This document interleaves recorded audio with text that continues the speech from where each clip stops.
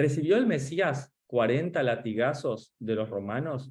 Antes de su crucifixión, fue golpeado y azotado por romanos. Eso está escrito en Mateo 27, el 24:31 y Juan 19:1. Sin embargo, no podemos decir cuántos latigazos recibió, porque la Biblia no lo dice.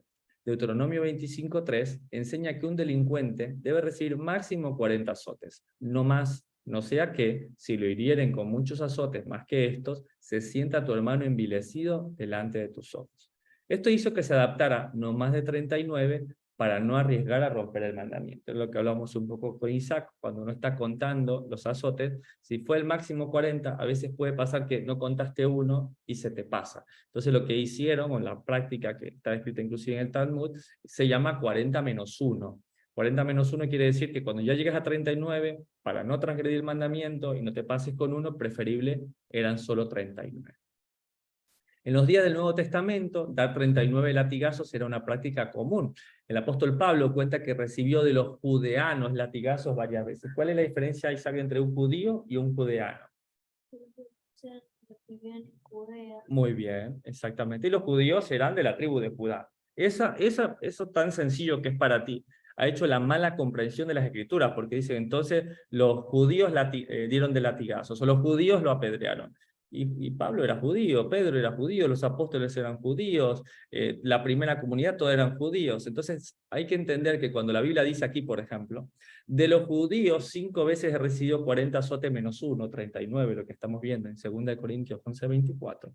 Es de los judeanos, de los principales de la sinagoga, porque todos aquellos que Pablo les predicaba en el concilio de Jerusalén y todas las primeras comunidades eran plenamente judías. Sin embargo, Jesús fue crucificado por los romanos, así que no hay razón para creer que seguirían una tradición de disciplina judía solo porque Jesús era judío, como está escrito en Deuteronomio, ya que la idea de dar no más de 39 latigazos es de origen israelita y no romano. Este es un poco, le compartíamos a Isaac, nos impactó mucho la película que vimos sobre esto, sobre los azotes. Este es el flagrum romano, este es el nombre del instrumento empleado para la flagelación del condenado. Es un mango de madera con este recubierto para tener buen agarre, ramales o cuerdas, que pueden ser de cuerdas o pueden ser nervios de animales muy resistentes. Y en la punta tienen estos taxili, que son trocitos de metal, o lo que más comúnmente eran huesos. Estos huesos tenían la idea de que se imprimía fuerza al golpear, pero tenía que imprimirse más fuerza al sacar, porque una vez que tú golpeabas aquí, se enganchaba en la piel, en los tendones, en la aponeurosis, en los músculos, y se pegaba con fuerza, pero tenías que retirar con más fuerza porque desgarraba todo esto, ¿no? El condenado se encontraba desnudo, por lo cual debió quedar totalmente bañado en sangre luego del brutal castigo, y durante el castigo la postura corporal debió ser encorvada. La precisión y la dirección de las marcas denotan que el castigo fue infligido por 2 personas mínimo, lo que se hizo contra el Mesías.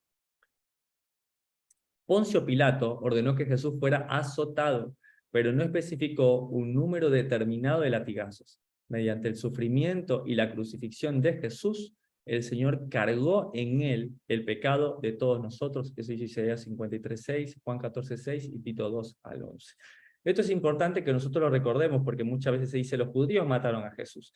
Y recordemos que es algo jurídicamente imposible porque desde que llegó el procurador romano llamado Coponio se le dio esta potestad como tal a los judíos. Por eso tuvieron que convencer al César, llevarlo ante Herodes, convencer a Poncio Pilato, llevarlo hasta Herodes para que lo crucificara. Ellos no tenían tal potestad como tal.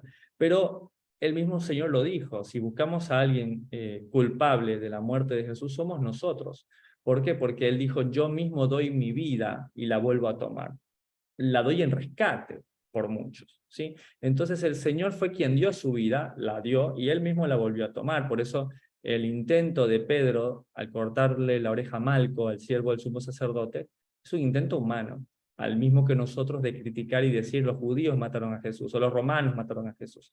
La verdad es que el Señor mismo se entregó en el sacrificio por amor a nosotros, porque Él es la propiciación por nuestros pecados y de todo el mundo, 1 Juan 2:2. Esto es un poco lo que hablamos con Isaac, este principio de justicia, que no es solamente que el condenado pague, sino aquel quien fue lastimado también se sienta que fueron aceptos, que fueron complacidos en este pecado. Por eso la propiciación de nuestros pecados. O sea, no solamente era perdonar el pecado, bueno, si matamos, si destruimos, si robamos, no solamente el perdón que da esa persona, sino que el sistema de justicia debe realmente ser como lo es, justo. Entonces, por eso Jesús tuvo que recibir todo esto, porque tenía que ser propicio a nuestra maldad. ¿Cómo no amar a nuestro Mesías realmente?